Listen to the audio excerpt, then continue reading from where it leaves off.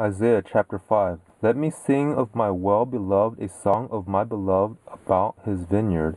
My beloved had a vineyard on a very fruitful hill. He dug it up, gathered out its stones, planted it with the choicest vine, built a tower in the middle of it, and also cut out a winepress therein. He looked for it to yield grapes, but it yielded wild grapes. Now, inhabitants of Jerusalem and men of Judah, please judge between me and my vineyard. What could have been done more to my vineyard that I have not done in it?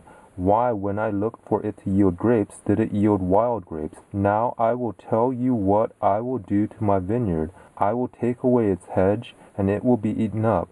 I will break down its wall, and it will be trampled down. I will lay it a wasteland. It won't be pruned nor hoed, but it will grow briars and thorns. I will also command the clouds that they rain no rain on it. For the vineyard of Yahweh of armies is the house of Israel, and the men of Judah his pleasant plant. And he looked for justice, but behold, oppression; for righteousness, but behold, a cry of distress. Woe to those who join house to house, who lay field to field, until there is no room. And you are made to dwell alone in the middle of the land. In my ears Yahweh of armies says, surely many houses will be desolate, even great and beautiful, unoccupied. For 10 acres of vineyard shall yield 1 bath, and a homer of seed shall yield an ephah. Woe to those who rise up early in the morning, that they may follow strong drink, who stay up late in the night, until wine inflames them. The harp, lyre, tambourine, and flute with wine are at their feast, but they don't respect the work of Yahweh, neither have they considered the operation of his hands. Therefore my people go into captivity for lack of knowledge. Their honorable men are famished, and their multitudes are parched with thirst. Therefore Sheol has enlarged its desire, and opened its mouth without measure, and their glory, their multitude, their pomp, and he who rejoices among them descend into it. So man is brought low, mankind is humbled, and the eyes of the arrogant ones are humbled. But Yahweh of armies is exalted in justice, and El, the Holy One, is sanctified in righteousness. Then the lambs will graze as in their pasture, and strangers will eat the ruins of the rich. Woe to those who draw iniquity with cords of falsehood, and wickedness as with cart rope, who say, let him make speed, let him hasten his work, that we may see it. And let the counsel of the Holy One of Israel draw near and come, that we may know it. Woe to those who call evil good and good evil, who put darkness for light and light for darkness, who put bitter for sweet and sweet for bitter. Woe to those who are wise in their own eyes and prudent in their own sight.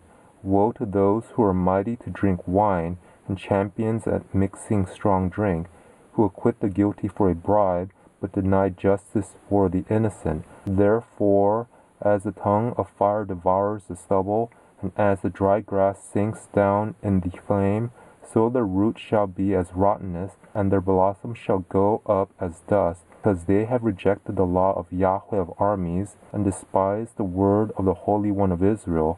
Therefore Yahweh's anger burns against his people, and he has stretched out his hand against them, and has struck them. The mountains tremble, and their dead bodies are as refuse in the middle of the streets. For all this his anger is not turned away, but his hand is still stretched out. He will lift up a banner to the nations from far, and he will whistle for them from the end of the earth. Behold, they will come speedily and swiftly. No one shall be weary nor stumble among them. No one shall slumber nor sleep. Neither shall the belt of their waist be untied, nor the strap of their sandals be broken, whose arrows are sharp, and all their bows bent. Their horses' hoofs will be like flint, and their wheels like a whirlwind. Their roaring will be like a lioness. They will roar like young lions. Yes, they shall roar, and seize their prey, and carry it off, and there will be no one to deliver.